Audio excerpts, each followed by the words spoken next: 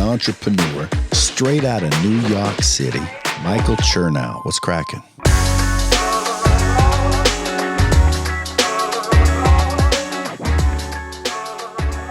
Why can't I sit in quiet without any stimulation for 20 minutes? That is what meditation is teaching me. It's so funny. There's like, like I said, like 50% of the time I'm done with my meditation and I'm like, oh my gosh, man, I've been doing this for years now. Like, how come I can't just get to the promised land of this, catapulting to the fourth dimension of, whatever, mental enlightenment? I just don't know. For me, I don't even know if that's a thing. I don't even know if that's real. What up? Welcome back to the Kreatures of Habit Podcast. Today, I am doing another solo cast. I want to talk about meditation. Meditation is something I've been doing consistently for, I would say, 3 years. I dabbled with meditation a bunch prior to 3 years ago, but in the pandemic is when I made the call to really make meditation a part of my daily life. That said, we got a puppy about 2.5 weeks ago. And it has thrown a monkey wrench in my whole entire routine because I wanted the puppy, and the puppy wakes up at 4:45, which is fine for me because I have been waking up between 4:45 and 5:15 for years. The problem is that puppy cannot be left alone. That puppy needs, he's a big puppy. He's a Cane Corso puppy. He's amazing.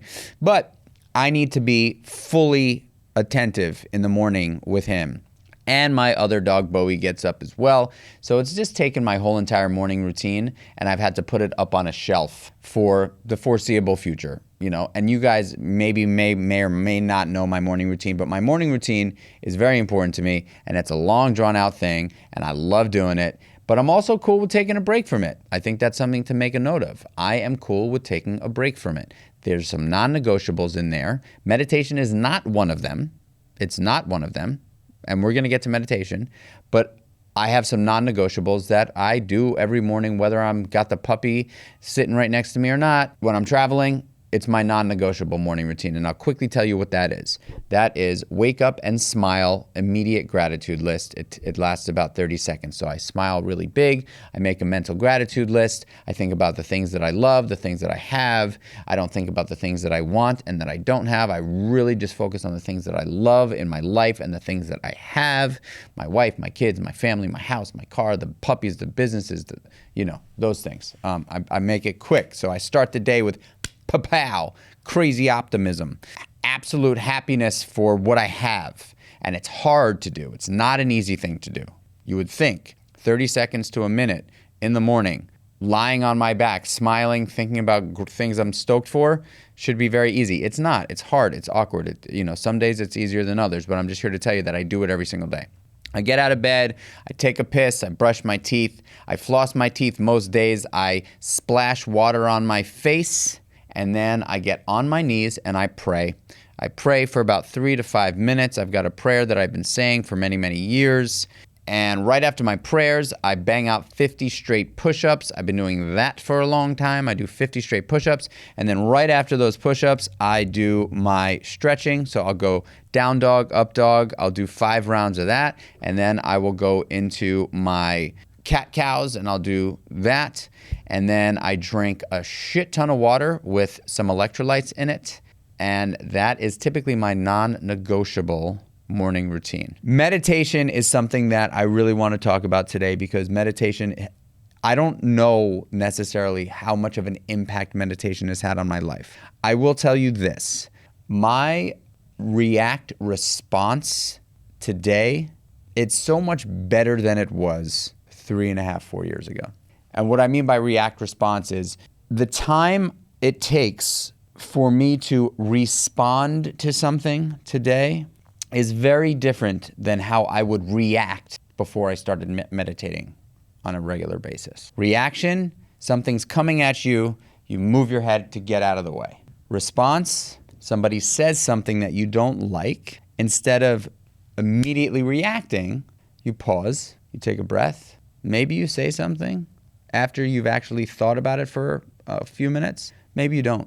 Maybe your response is not saying anything. I've learned that responding to life is so much more efficient. It's so much more impactful. I'm able to decide whether I want to engage in a fight or an argument or not. Before, I was always down to fight. I always wanted to fight because I knew that reacting was always gonna just open up that door. So today, I really, really, really believe that my response, time I give myself to respond to life is just it's longer. It's longer. I give myself far more time to appreciate, to allow my mind to comprehend and make an educated decision on how I'd like to proceed. That said, I don't believe I'm a good meditator. I don't even know if that is a thing, good or bad meditation, but I do know that I struggle with meditation a lot. I always get through it, and I meditate for 20 minutes in the morning. Probably 50% of the time, I am totally lost in thought. I'm like, oh my gosh, can I please just please count the breaths and not get totally derailed and sidetracked? Is it possible for me to do that? Can I focus for 20 seconds? Let me count 20 breaths. Is it possible? And I'm battling myself in the meditation.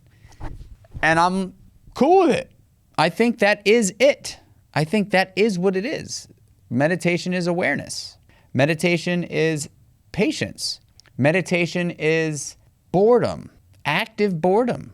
Why can't I sit in quiet without any stimulation for 20 minutes? That is what meditation is teaching me. It's so funny. There's like I said, like 50% of the time I'm done with my meditation and I'm like, oh my gosh, man, I've been doing this for years now. Like, how come I can't just get to the promised land of this, catapulting to the fourth dimension of, whatever, mental enlightenment? I just don't know. For me, I don't even know if that's a thing. I don't even know if that's real. But I do know that meditation is consistently studied to help humans with a long list of things like stress and anxiety and autoimmune. I've got Lyme disease. I mean, my doctors tell me I should really practice mindfulness. I'm like, what? They do.